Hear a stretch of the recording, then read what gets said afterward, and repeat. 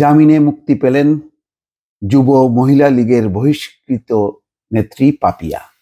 নিশ্চয়ই দর্শক আপনাদের ভুলে যাবার কথা না সেই পাপিয়ার কথা। শামীমা নূর পাপিয়া, যিনি একেবারেই ঢাকার 5 তারকা হোটেলে বসে একটা মৌজ মাস্তি বসিয়েছিলেন বা আসর বসিয়েছিলেন, সেই পাপিয়া।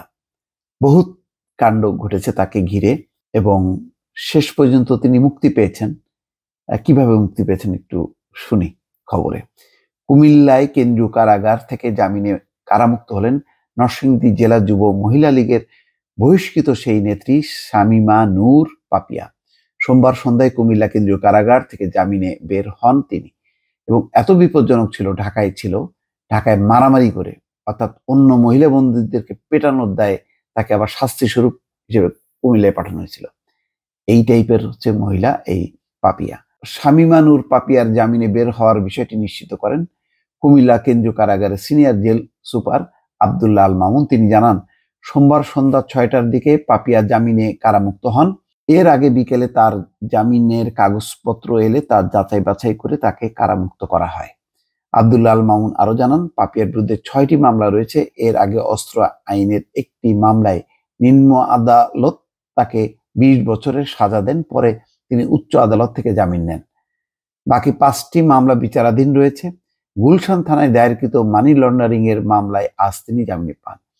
ওই সময় কিন্তু পাপিয়ার ওই আমলটাই, অর্থাৎ নানা রকম যেই ক্যাসিনো কেলেঙ্কারি ছিল বা অন্যান্য ঘটনায় অনেককেই আটক করা হয়েছিল। এখন তারা কিন্তু মানে বছরের পর বছর জেল খাটছে এবং তারা জামিন পাচ্ছে না। জামিনে এসে যে তারা আদালতে লড়বেন, মামলায় লড়বেন, সেই সুযোগ নেই। কিন্তু পাপিয়া কিভাবে পেল সেটা একটা রহস্য।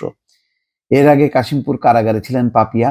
সেখানে এক নারী বন্দীর উপর নির্যাতনের অভিযোগ ওঠে তার বিরুদ্ধে। এরপর 2023 সালে 3রা জুলাই তাকে গাজীপুরের কাশিমপুর কেন্দ্রীয় মহিলা কারাগার থেকে কুমিল্লা কেন্দ্রীয় কারাগারে স্থানান্তর করা হয়। কাশিমপুর মহিলা কেন্দ্রীয় কারাগারের রেকর্ড বইয়ে পাপিয়ার বিভিন্ন অপকর্মের তথ্য উল্লেখ করা হয়। তাতে বলা হয়, পাপিয়া হাজতি রুনালেলা ছাড়া আরো কয়েকজন বন্দীকে গালিগালাজ ও ভয়ভীতি দেখাতে আঘাত করেন। এছাড়া তিনি কারাগারের রজনীগন্ধা ভবনে অন্য বন্দী দিতে চাইলে আপত্তি জানিয়েছিলেন। পাপিয়া গাজীপুরের তাজউদ্দিন আহমেদ মেডিকেল কলেজ হাসপাতালে আত্মীয়-স্বজনদের সঙ্গে দেখা করতে কারারক্ষীদের ঘুষ দেওয়ার চেষ্টা করেন। তিনি কর্তৃপক্ষের অনুমতি ছাড়াই ইচ্ছামতো অন্য বন্দীদের সেল পরিবর্তন করতেন বলে অভিযোগ রয়েছে।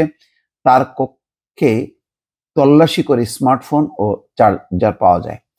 ঢাকার 5 তারকা হোটেলে ওয়েস্টিন বিলাসবহুল কক্ষ ভাড়া নিয়ে অনৈতিক কর্মকাণ্ড চালাতেন পাপিয়া। আইন শৃঙ্খলা রক্ষাকারী বাহিনীর অভিযানের বিষয়ে আজ পেয়ে বিদেশে পালিয়ে যাওয়ার সময় 2020 সালের 22শে ফেব্রুয়ারি বিমানবন্দর থেকে পাপিয়া ও তার স্বামী মফিজুর রহমানকে গ্রেপ্তার করে র্যাব।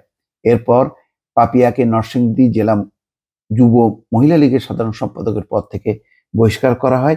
ওই বছরই অস্ত্র মামলায় পাপিয়া ও তার স্বামীর 20 বছরের কারাদণ্ড হয়। এখনো তাদের বিরুদ্ধে কয়েকটি মামলা বিচার রয়েছে। এই অবস্থার মধ্যে তিনি জামিন পেলেন। দেখা যাক, আইনের মতন চলে বলা হয়, কিন্তু সবার ক্ষেত্রে সমান না কেন, এটা হচ্ছে প্রশ্ন। ভালো থাকবেন। আল্লাহ হাফেজ।